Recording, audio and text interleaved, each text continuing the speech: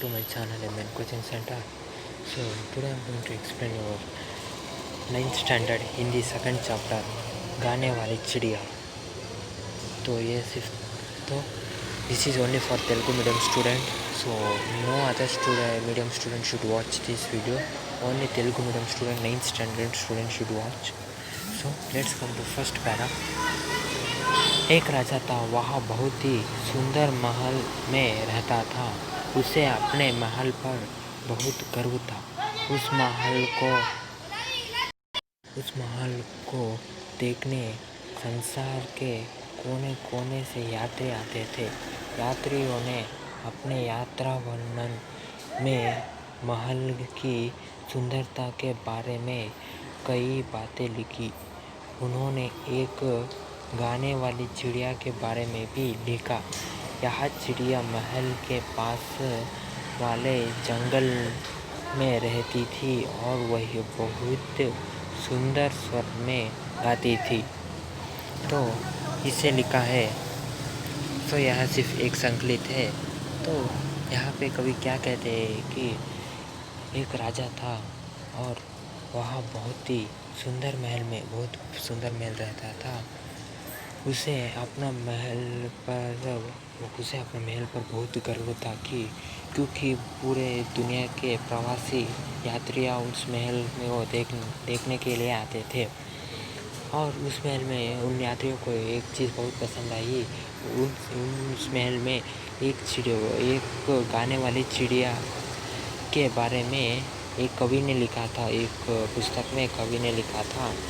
वो क्या कहता है कि कवि कहता है कि यह चिड़िया महल के पास एक जंगल है रहती थी और वह बहुत अच्छा गाना गाती थी. बहुत मधुर स्वर में गाना गाती थी. तो राजा ने इस चिड़िया तो अगले पर में चलते हैं. राजा ने इस चिड़िया को कभी नहीं देखा था. यात्रियों का यात्रा वर्णन पढ़ने से राजा को चिड़िया के बारे में पता चला. राजा ने उस चिड़िया को देखना चाहा और अपने सेवकों को बुलाकर कहा, तुम लोगों ने कभी मुझे गाने वाली चिड़िया के विषय में नहीं बताया. जाओ जंगल से उस चिड़िया को पकड़ ले आओ.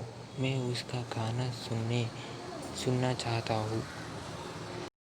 वहाँ राजा अपने मंत्री और सेवकों से कहता है. तो क्या होता है कि अब उस पुस्तक का जिसने वो पुस्तक लिखा है, उस पुस्तक को राजा ने लेकर उस पुस्तक को राजा ने खरीद कर पढ़ा और पकड़. तो राजा ने इस चिड़िया को कभी नहीं देखा था. उसने अपने महल में इस चिड़िया को कभी नहीं देखा था. तो यात्रियों के जो उस पुस्तक ने लिखा था वर्णन, राजा ने उस पुस्तक को खरीद कर पढ़ने पर उसे समझ में पता चला कि उसके महल में एक चिड़िया रहती है. तो राजा ने क्या किया, अपने सेवकों को बुलाकर पूछा, मैंने कभी उस चिड़िया को नहीं देखी है. तुम लोगों ने मुझे कभी उस चिड़िया को ही नहीं दिखाया है. जाओ जंगल में जाकर उस चिड़िया को पकड़ कर लेकर आओ. मुझे उसका मधुर गाना सुनना है. ऐसा राजा अपने सेवकों को आदेश देता है कि उस चिड़िया को तुम लोग पकड़ के मेरे पास लेकर आओ. ऐसा आदेश देता है. तो अगले पैरा की ओर चलते हैं. राजा के सेवकों ने भी उस चिड़िया को कभी नहीं देखा था और ना ही पूरे दरबार में कोई इस विषय के बारे में कुछ नहीं जानता था. चिड़िया को ढूंढने सैनिक जंगल में गए. ढूंढते ढूंढते उन्हें एक लड़की मिली जिसने चिड़िया को गाते हुए देखा था. गाने वाली चिड़िया का नाम लेते ही वह बोली, हाँ मैं जानती हूँ उस गाने वाले चिड़िया को. हाय, वह कितनी सुंदर स्वर में गाती है. जब मैं यहाँ से काम समाप्त करके संध्या समय घर लौटते हुए तो वहाँ मुझे रास्ते भर अपने मीठी गाने जाती है। इससे मेरी सारी थकान दूर हो जाती है। तो राजा ने आदेश दिया अपने सेवकों को कि उस चिड़िया को तुम लोग ढूंढ के लेकर आओ। तो राजा के सेवकों ने भी देखा, समझ में आया कि उन्होंने हमने इस चिड़िया को कभी भी देखा नहीं है। और पूरे राजा के सभा लोगों ने भी कहा हमने इस चिड़िया को कभी भी देखा नहीं है। तो चिड़िया को ढूंढते ढूंढते जंगल में राजा के सेवक लोग गए और सेना लोग गए। फिर उन्होंने गाने वाले चिड़िया के नाम तो एक वहाँ पे उन्हें एक लड़की मिली। इन लोगों को राजा के सेवकों को एक लड़की मिली। तो उन्होंने उस चिड़िया का नाम पूछा तो वहाँ लड़की बोली हाँ मैं उस चिड़िया को जानती हूँ।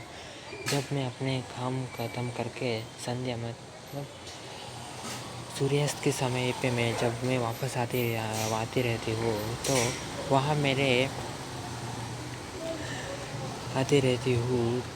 मुझे रास्ते पर अपने बहुत बढ़िया गाने से मुझे गाना सुनाती है। उसके गाना सुनकर मुझे जो थकान हुई थी उस दिन में काम करके वह सब उसके गाने को सुनकर दूर हो जाती थी।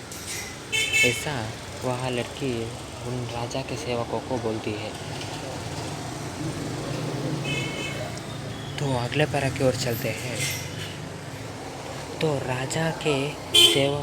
अगले पैरा की ओर चलते हैं। सोनी के अनुरोध पर लड़की ने चिड़िया को आवाज़ दी, मेरी छोटी सुंदर चिड़िया, हमारे राजा तुम्हारे मधुर संगीत का सुनना चाहते हैं। क्या तुम उन्हें अपना गाना सुनाओगी? तो उन सेवकों के राजा के सेवकों के कहने की वजह से तो वह लड़की बोलती है, सैनिकों के बोलने की वजह से वह लड़की बोलती है मेरी छोटी सुंदर चिड़िया हमारे राजा। तो वह बोलते हैं मेरी छोटी सुंदर चिड़िया, हमारे राजा तुम्हारे सुंदर संगीत को सुनना चाहते हैं। क्या तुम उन्हें अपना गाना सुनाओगी? तो वहाँ पूछती है वो उन राजा के सेवकों के आदेश पे कहने पे वहाँ उससे पूछती है। तो उससे पूछती है। तो यहाँ पे मैं स्टार्ट करता हूँ, अगले वीडियो में यहाँ से कंटिन्यू करूँगा। तो ओके फ्रेंड्स, यहाँ तक आपको समझ में आ गया होगा, मैं ऐसा समझता हूँ।